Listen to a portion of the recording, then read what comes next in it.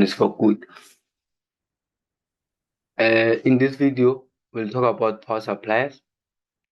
Power suppliers, power supply is something that converts AC to DC. So our circuit, we're given a transformer connected with a diode capacitor RL. So this circuit is a half wave. It's a half wave circuit. Why? It's because our transformer is connected to a one diode. That's why we call it a half wave. It's a half wave. The name of this circuit is a half wave. It's a half wave.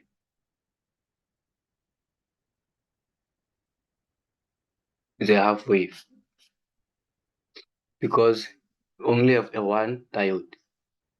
So a transformer has a primary side and secondary side. Primary side is the input of the transformer. Then the secondary side is the output of the transformer. So we have 120 volts, which is AC, 60 hertz, and we don't know the secondary voltage. We'll calculate it.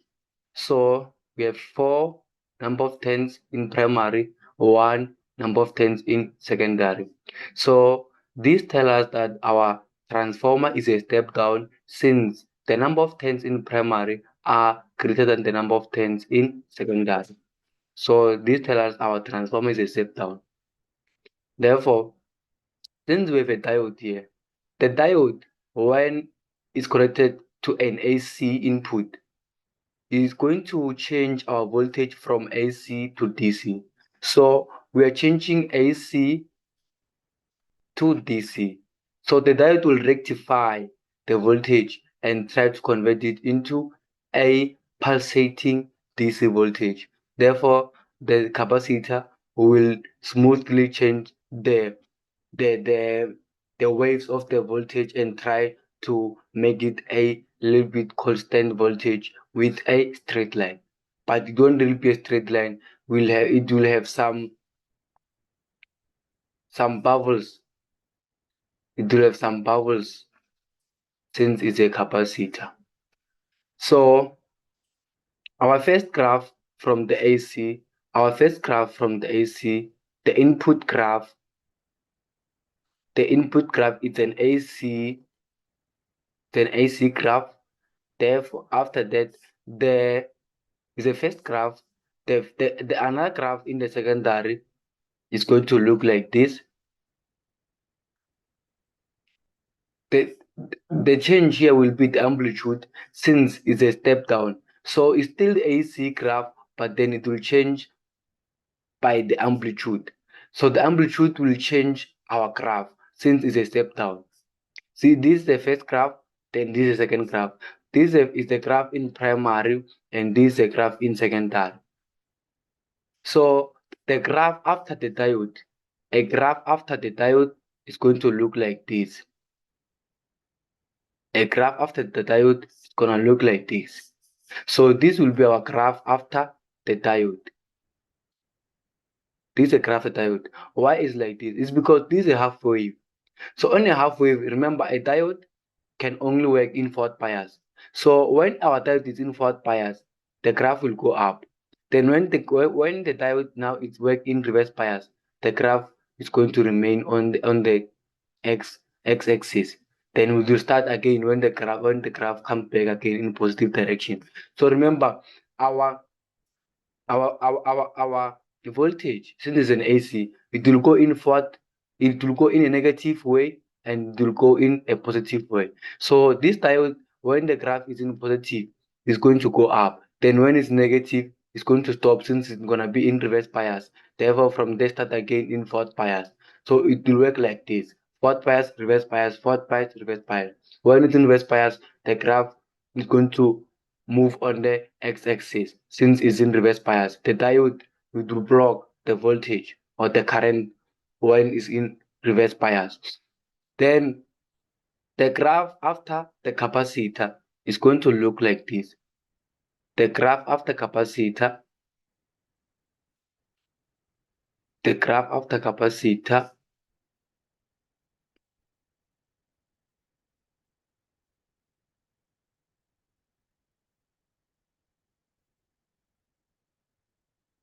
the graph after capacity is gonna look like this.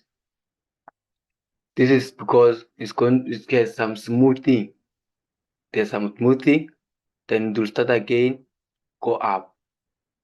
So that will be the graph after the capacitor. It's going to be like this. The capacitor is trying to make the graph a straight line, but since it's not a regulator, it cannot make it a straight line, but it will try to make it a straight line.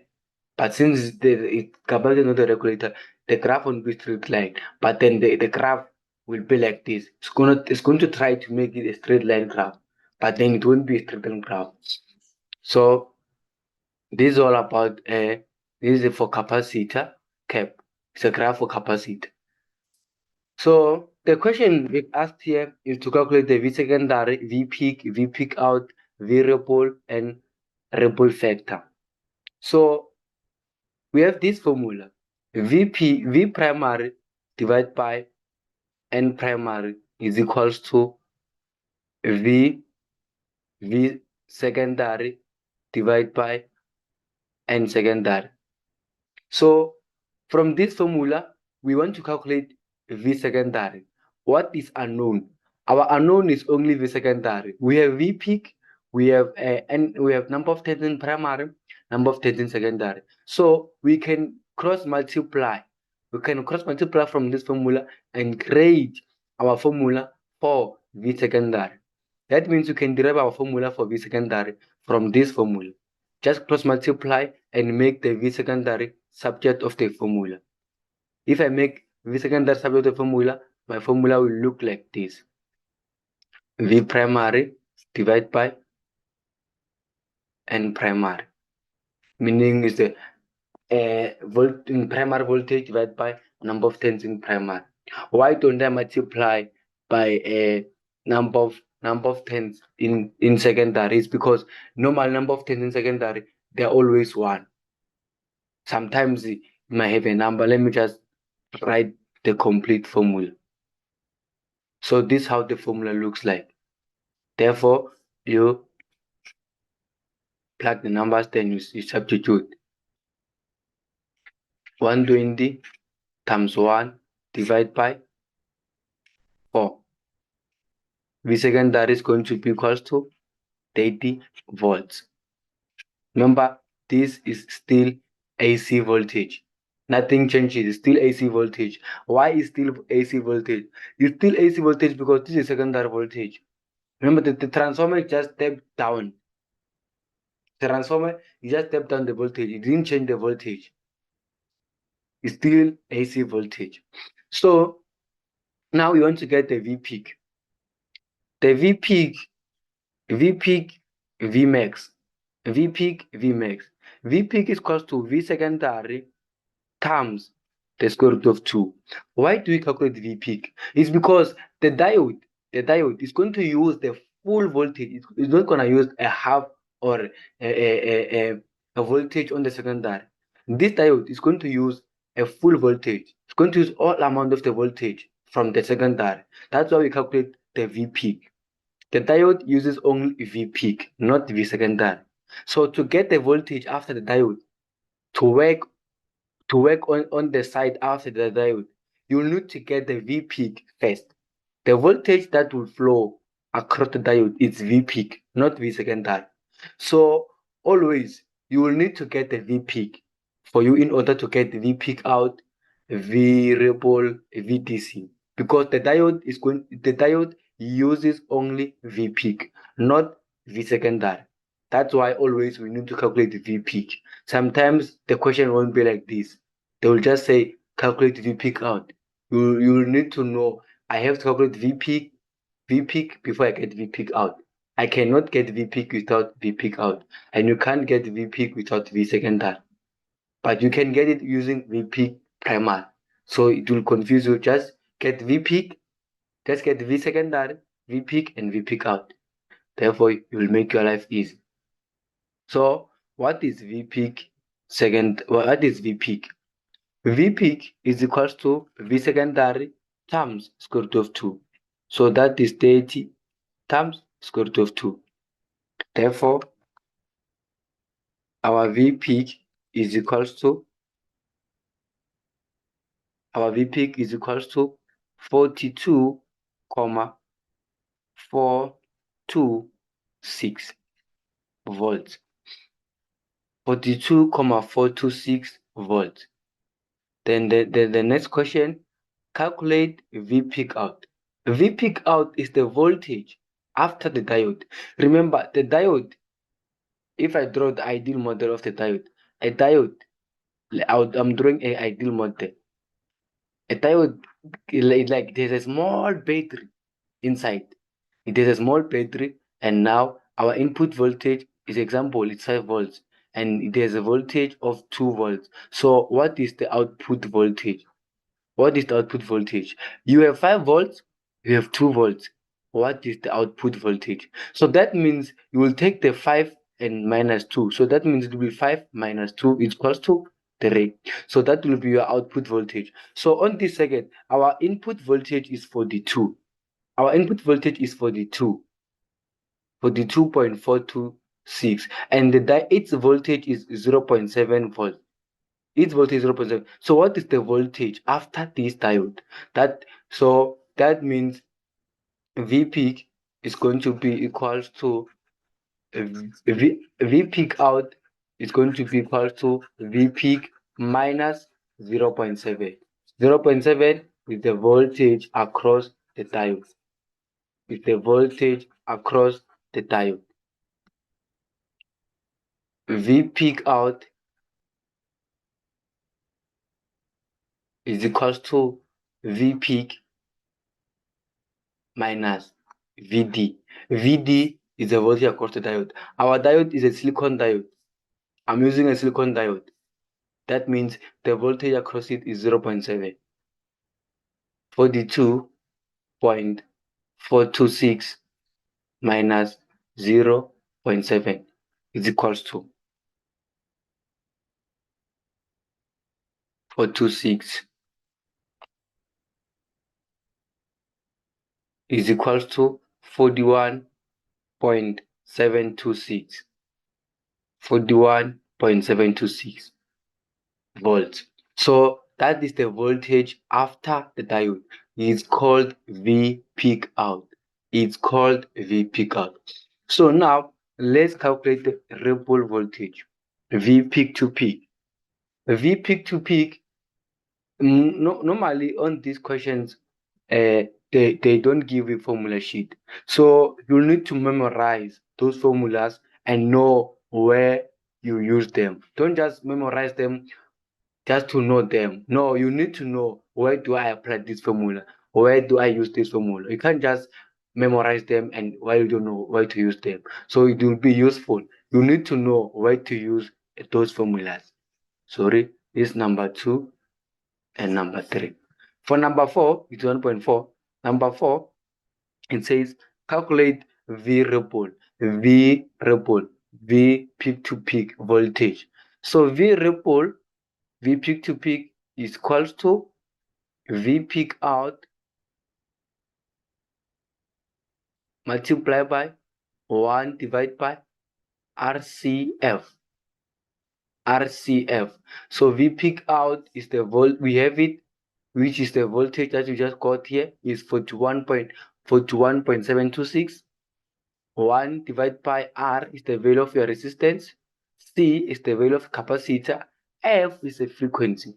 Remember, this is a half-wave rectifier. Half-wave rectifier, F in, which is the input frequency, is equals to F out. F in, which is the input frequency, is equals to F out. So the frequency of our circuit, it won't change. So that's why our frequency will remain 60 Hertz. Our frequency will remain 60 Hertz. Why? It's because this is a half-wave rectifier. F in is equals to F out. 41.726 multiplied by 1 divided by 50 times 2000 times 10 to the power minus 6 times 60 Hertz. Capacitor, this U stands for micro. Capacitor is measured in Fahrenheit. So the U here is for micron. It's an engineering notation format. So let's get the V peak to peak. V peak to peak. V peak to peak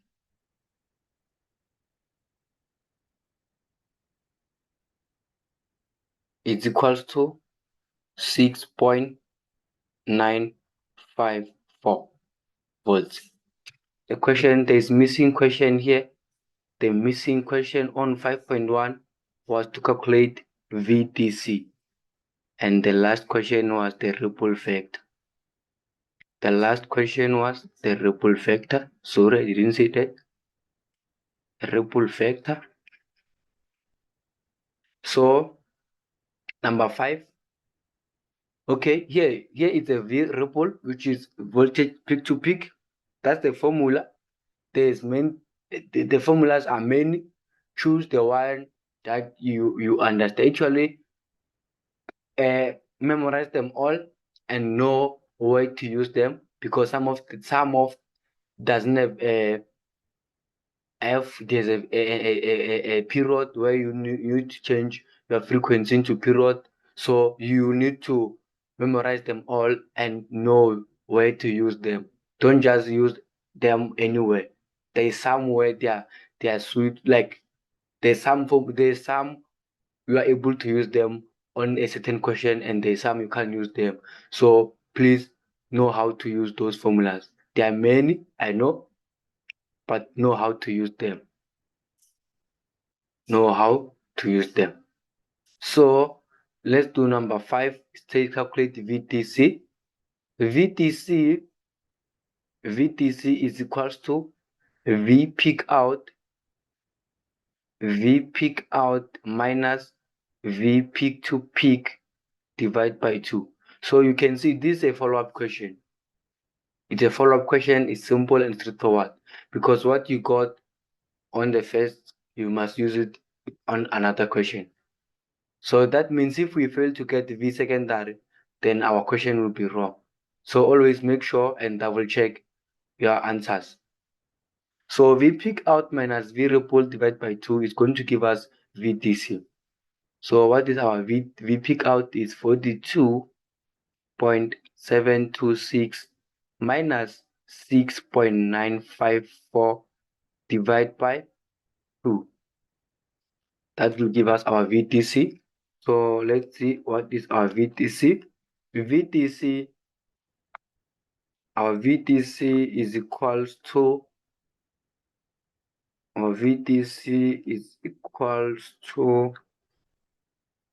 38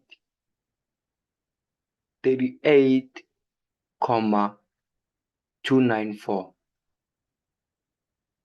249, sorry, 249 volts. Our VTC is equals to 38,249 volts. Therefore, the last question, calculate a ripple factor. A ripple factor is equals to V ripple divided by VTC multiplied by 100. V ripple peak to peak divided by VTC times 100. 6.954 times 100 divided by 38.249 is equals to 6.954 divided by 38.249 times 100 is equals to 18.1. 18.1%. So that is a ripple factor. A ripple factor, the factor tells you factor. So it's 18.181. That's a ripple effect. That's all for this question. So, especially on these power suppliers, remember it's AC to DC. So you can see our at the end, our voltage, we converted what AC to DC. So that's what you need. The components that you need to convert an AC to DC. It's very easy to convert AC to DC. Just need diodes. Depends on your type of it's full wave or half wave. You need to use a full wave or you need to use half wave. In full wave, we have center tap and bridge. So the choice is yours when you want to convert an AC to DC or you want to create a small power supply or a homemade power supply. So that's how we calculate for our voltage, our current, if you want to know how many voltage will be needed and the value of the capacitor. So that that's it for this question. That's it for this question. This question, it was very simple and straightforward because it was in follow-up questions.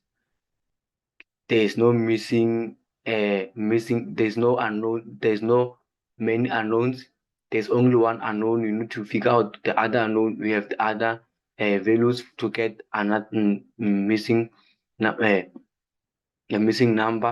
So for more questions like these ones, please like, follow, and share.